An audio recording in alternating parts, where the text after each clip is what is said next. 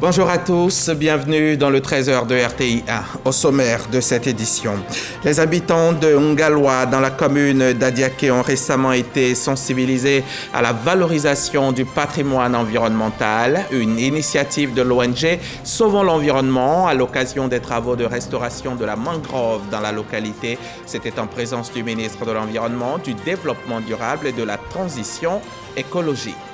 La Journée mondiale de l'eau est instituée par les Nations Unies depuis 1992. Elle se célèbre le 22 mars de chaque année. C'est une journée de sensibilisation à une gestion durable des ressources en eau qui a pour objectif de mettre en lumière un aspect spécifique de l'eau douce. L'eau étant facteur de paix peut être aussi facteur de conflit. Le collectif des organisations de la société civile pour les élections se mobilise dans plusieurs régions du Sénégal pour vérifier le bon déroulement du vote de ce dimanche. Ces observateurs feront remonter leurs informations au QG basé à Dakar, où celles-ci seront compilées par ces volontaires mobilisés de la société civile. Monseigneur Paul Siméon Awana, qui a été rappelé à Dieu le 12 février dernier, repose désormais à la cathédrale Sainte-Thérèse de l'Enfant Jésus de Bouaké. L'archevêque métropolitain a été inhumé hier vendredi. Robert Mambé-Begré représentait le chef de l'État aux obsèques, accompagné d'une délégation de présidents d'institutions et de membres du gouvernement. Pour le Premier ministre, Monseigneur Awana était un ami de Dieu, il était un ami des hommes. Kader Sogodogo, RTI Bouaké.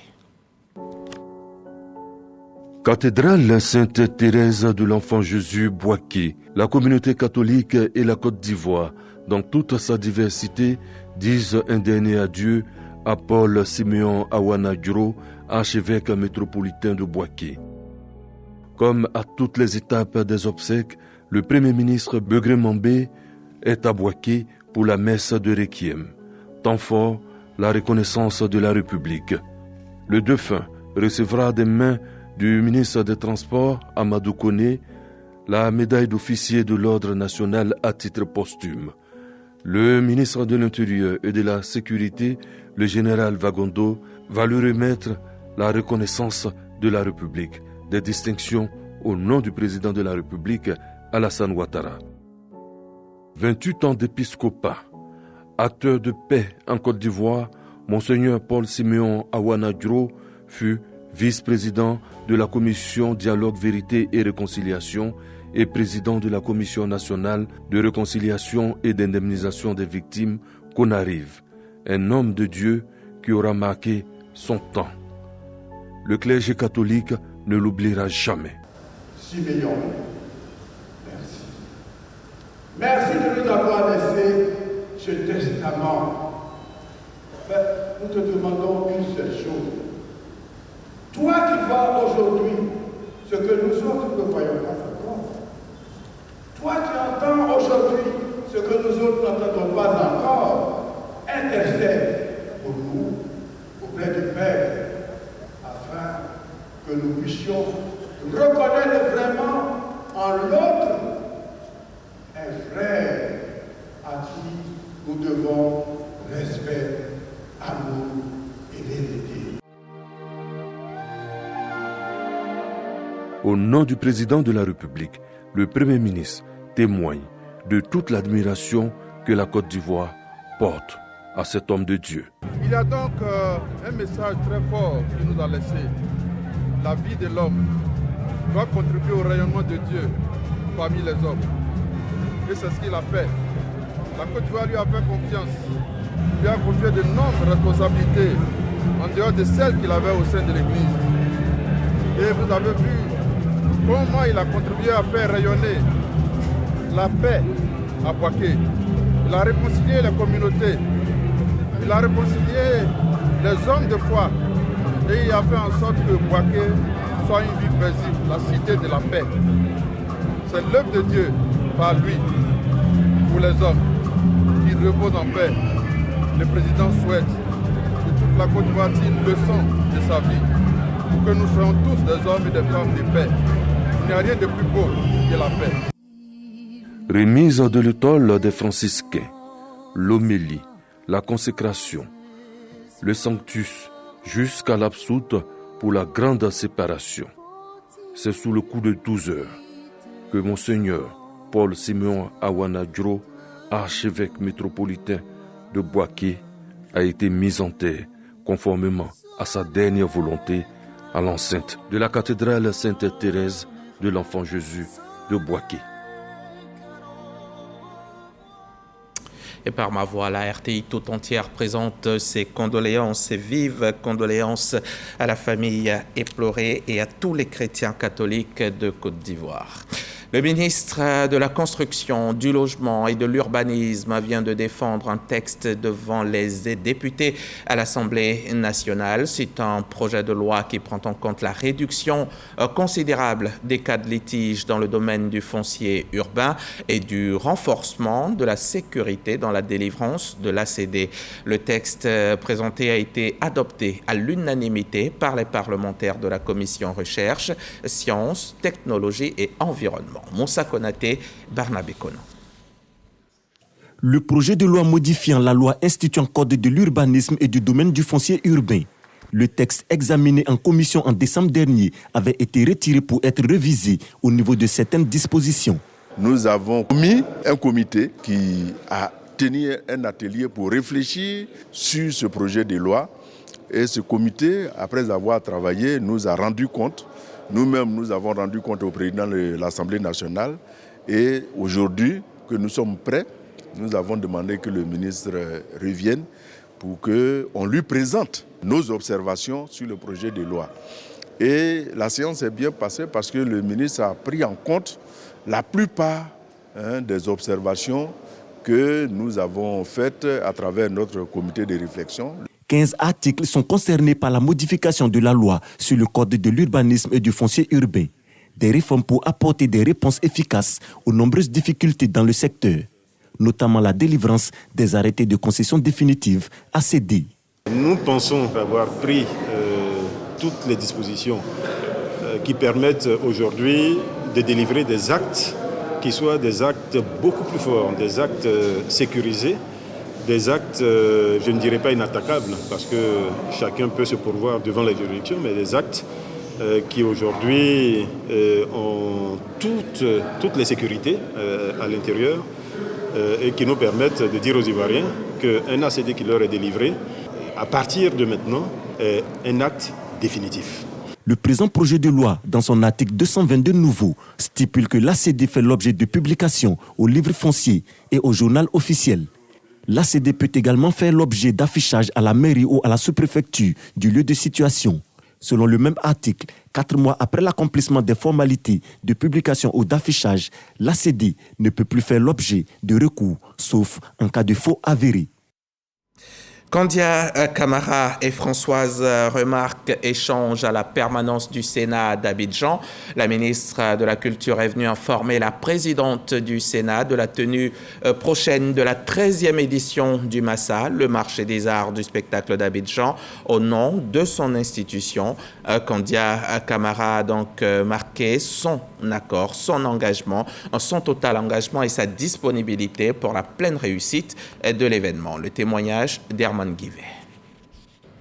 Françoise Remarque, la ministre de la Culture de la Francophonie, à la permanence du Sénat d'Abidjan, venue rencontrer la présidente du Sénat, Kandia Camara, afin de bénéficier de son expérience, surtout de sa vision, sur plusieurs sujets touchant à l'émancipation de la femme. Première femme élue à la tête du Sénat ivoirien, Kandia Camara est un modèle inspirant pour la gente féminine qui a soif de faire bouger les lignes en matière de respect de ses droits.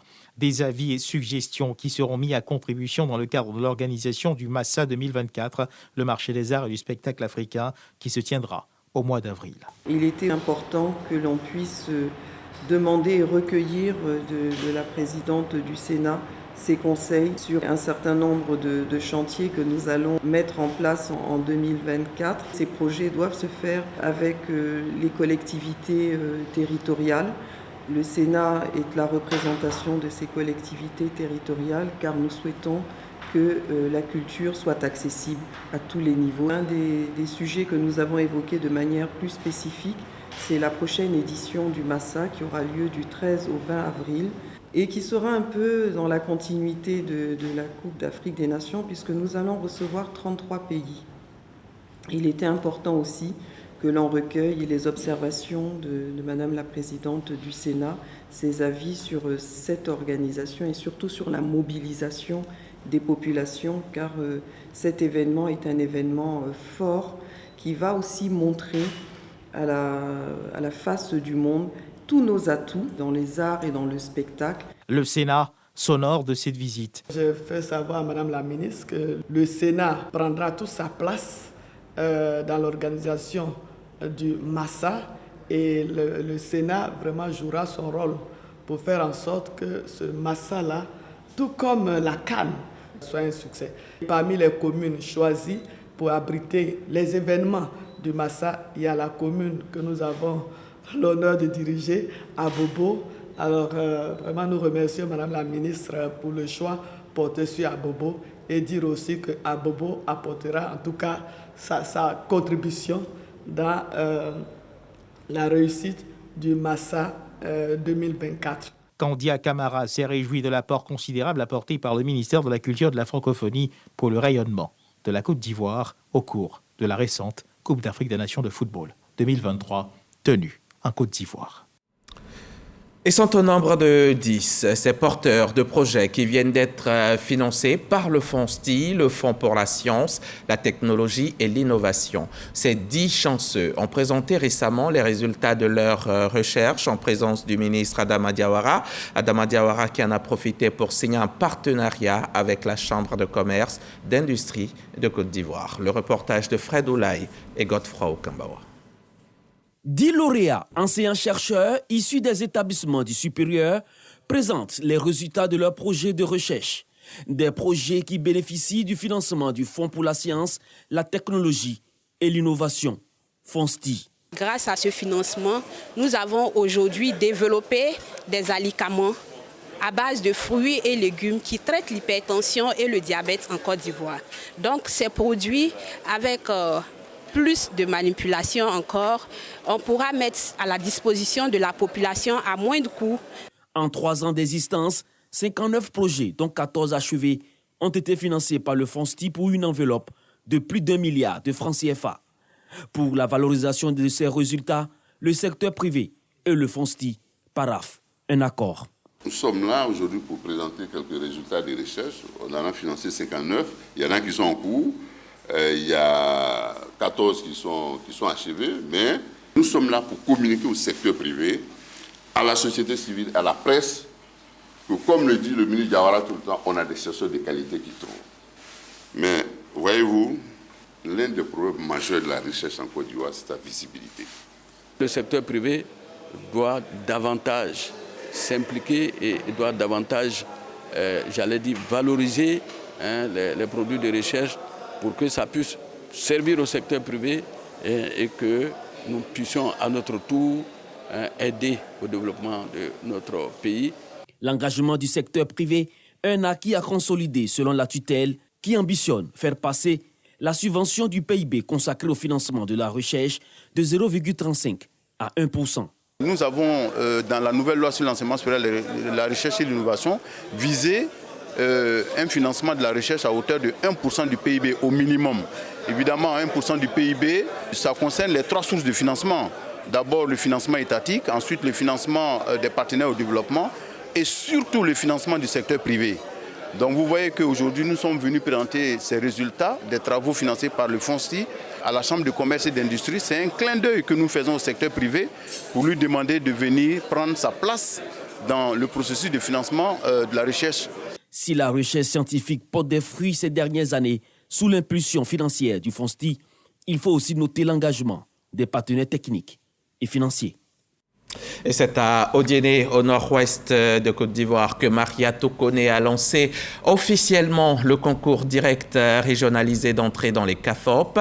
Les CAFOP, ce sont les centres d'animation et de formation pédagogique. Au titre donc des instituteurs adjoints, session 2024. Pour cette session, justement, ils sont plus de 61 000 candidats et seulement 6 000 d'entre eux seront retenus le 14 juin prochain, comme nous l'indique Corona Soro.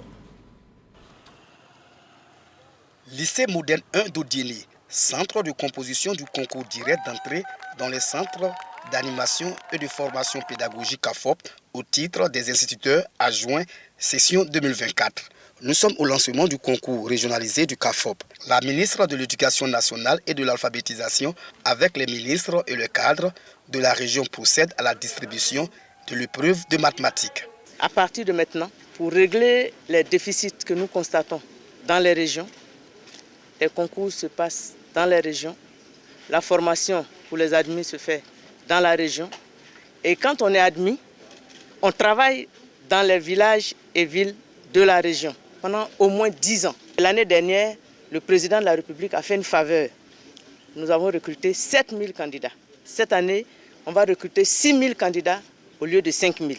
À Odiéné, ils sont 554 candidats répartis en 2 centres de composition à frapper aux portes des écoles primaires publiques. Les épreuves de mathématiques, ça va très bien chez moi en tout cas. Si je prête à Dieu, je serai parmi les admis. Concernant la question du parrainage des candidats, la ministre donne des précisions. Depuis bientôt 4 ans que nous gérons ce département, nous avons dit pas de parrainage. Quand on dit pas de parrainage, il faut compter sur ses forces. Il faut compter sur ce qu'on a appris. Mais il ne faut pas, on compte sur soi, on compte sur Dieu, mais on ne doit pas compter sur l'intervention de Pierre, de Paul, de Jacques pour obtenir quelque chose. Sur le plan national, ils sont 61 862 candidats, dont 54,30% des filles qui composent en mathématiques, français et culture générale. Les 6000 meilleurs d'entre eux seront admis. La proclamation des résultats définitifs du concours direct du CAFOP session 2024 est prévue pour le vendredi 14 juin. Adiaké, c'est une ville au sud-est de Côte d'Ivoire, région du Sud Comoé. Ngaloua est une localité de cette commune et c'est là que l'ONG Sauvons l'Environnement a choisi pour sensibiliser les populations à la valorisation du patrimoine environnemental.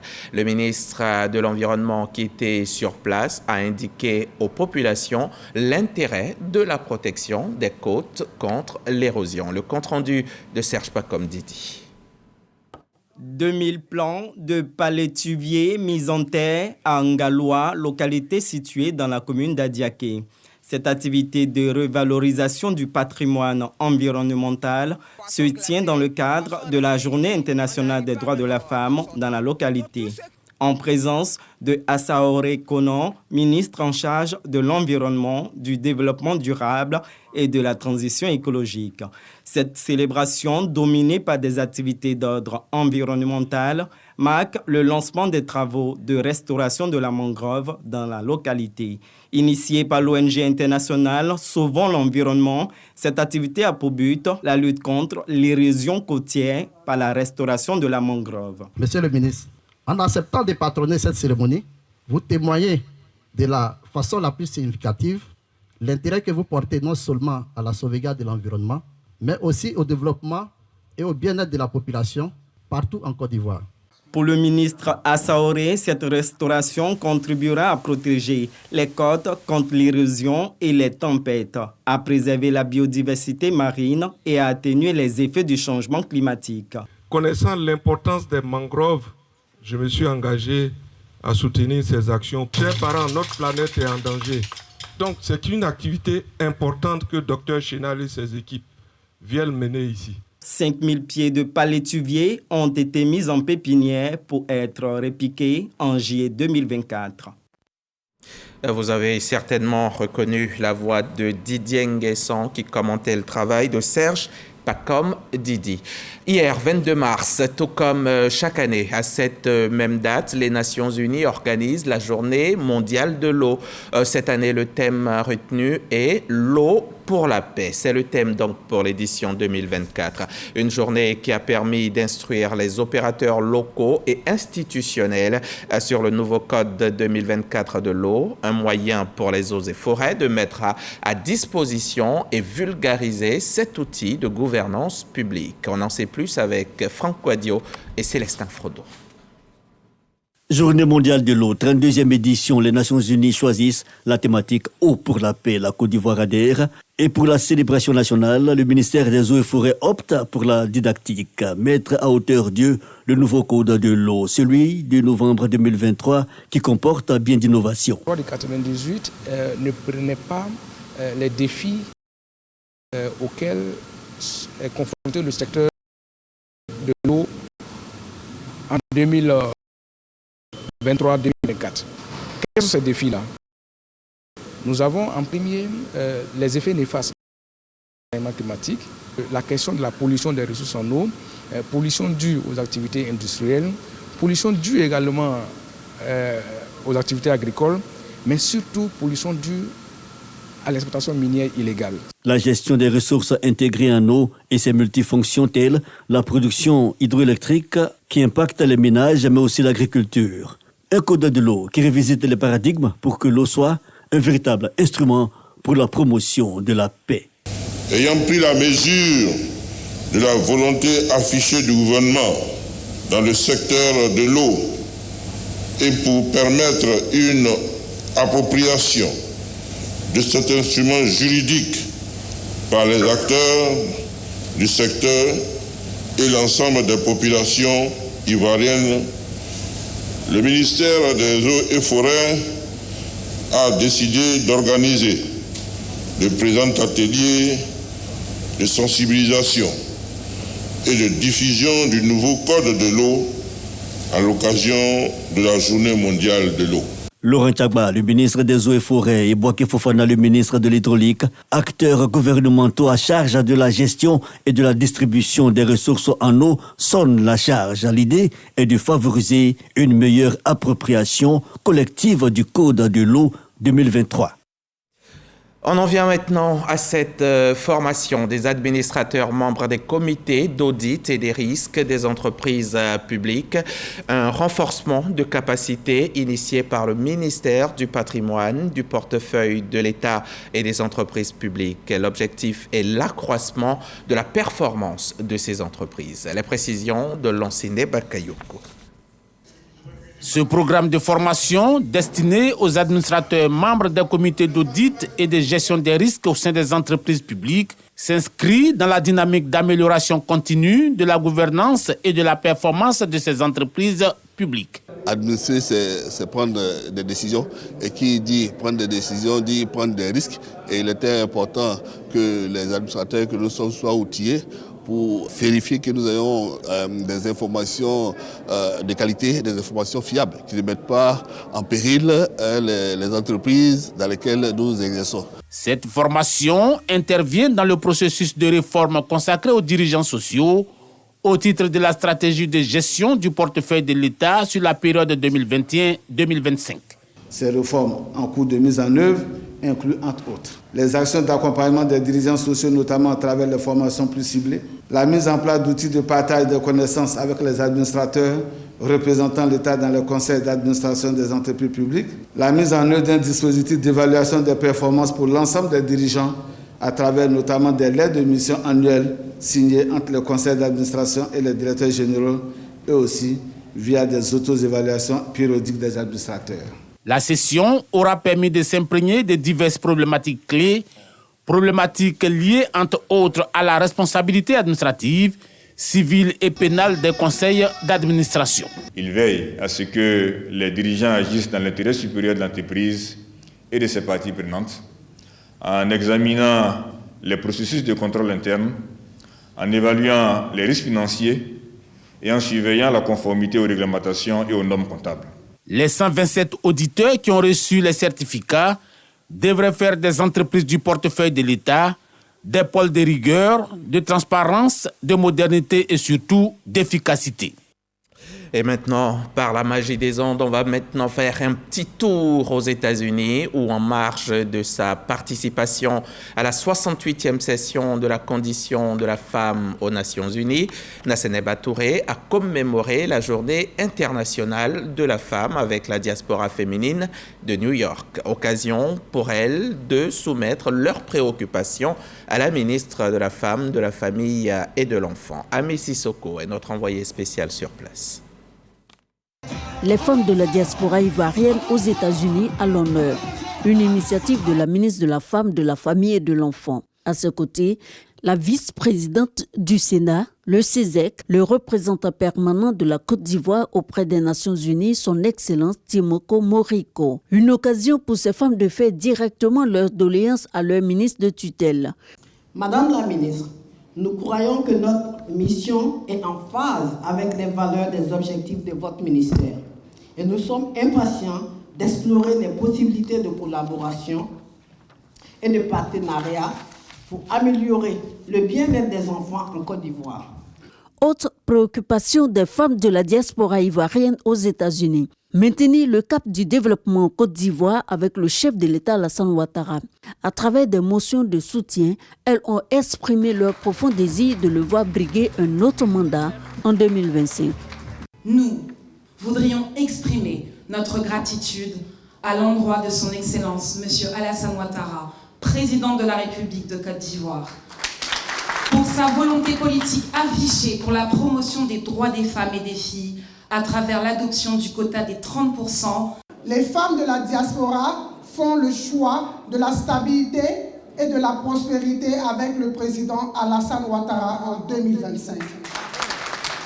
Nous ne pouvons pas penser que de la diaspora, depuis New York à des milliers de kilomètres, vous êtes dans cette disposition. Nous assistons à des appels récurrents après la candidature du chef de l'État, son Excellence M. Alassane Ouattara pour 2025. Mais je pense que ce sont des appels légitimes. Il faut laisser les Ivoiriens s'exprimer. Et même au-delà de nos frontières, vous vous êtes exprimés aujourd'hui.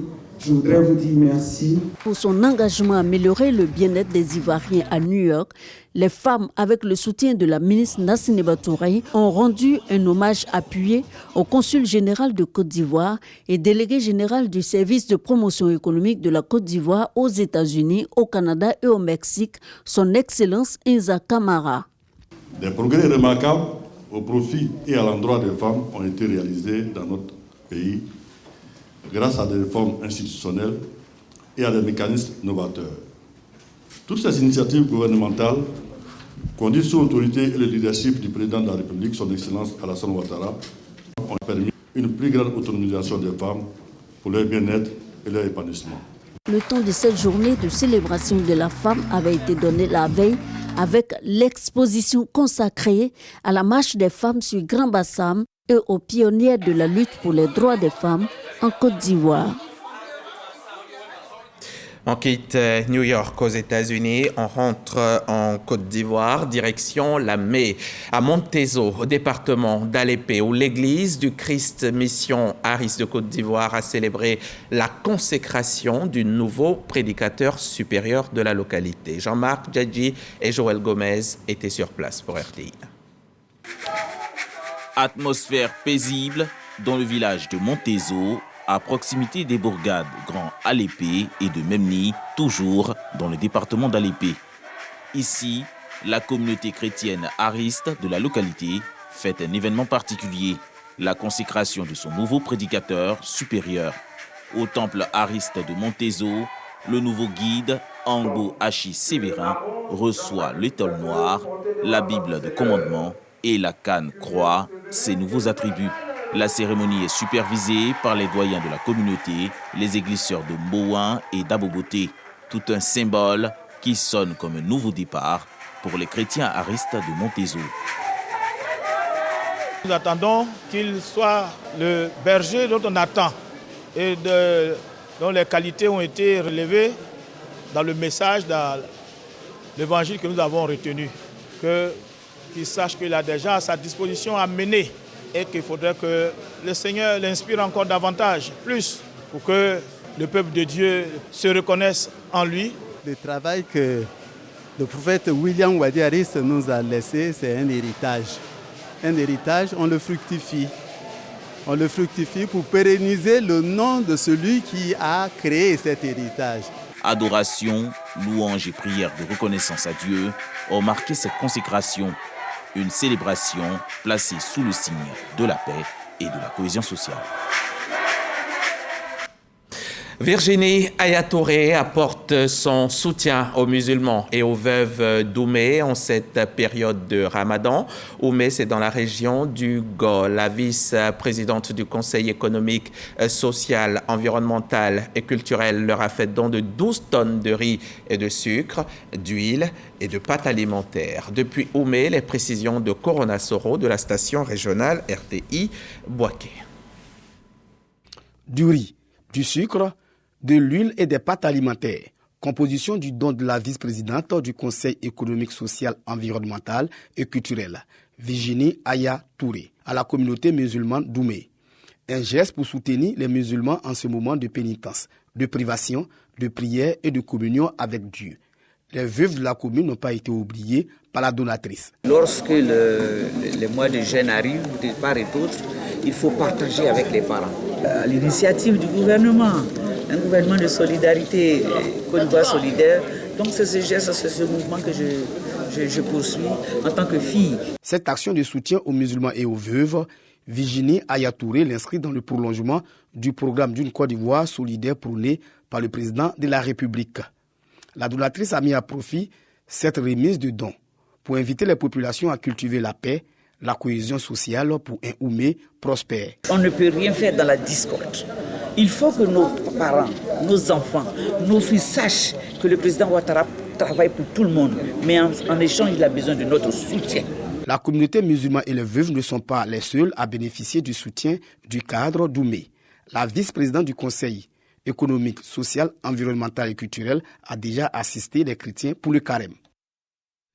On part maintenant pour le Sénégal, où le collectif des organisations de la société civile pour les élections se mobilise dans 14 régions du pays pour vérifier le bon déroulement du vote de ce dimanche. Ces observateurs feront remonter leurs informations au QG basé à Dakar. L'une des craintes, c'est celle de contestation post-électorale si les résultats venaient à être serrés entre les différents candidats. Dimanche donc, 500 observateurs fixes et 500 autres mobiles seront donc déployés sur un échantillon de bureaux de vote représentatifs pour collecter l'ensemble des données. Celles-ci seront bien sûr compilées ensuite à Dakar par ces volontaires mobilisés de la société civile. En Russie, le bilan de l'attaque revendiquée par le groupe État islamique s'élève à 93 morts et des dizaines de blessés. Il peut encore augmenter selon les autorités. En début de soirée, ce 22 mars, des hommes armés se sont introduits dans une salle de concert située dans la banlieue de Moscou. Ils ont ouvert le feu avant qu'un incendie ne se propage sur près de 13 000 mètres carrés. Le Kremlin annonce 11 arrestations, dont 4 assaillants présumés. Et voilà donc pour ce 13h. Ravi de vous l'avoir présenté, comme chaque fois d'ailleurs. Demain, je reviens chez vous pour le grand journal du dimanche.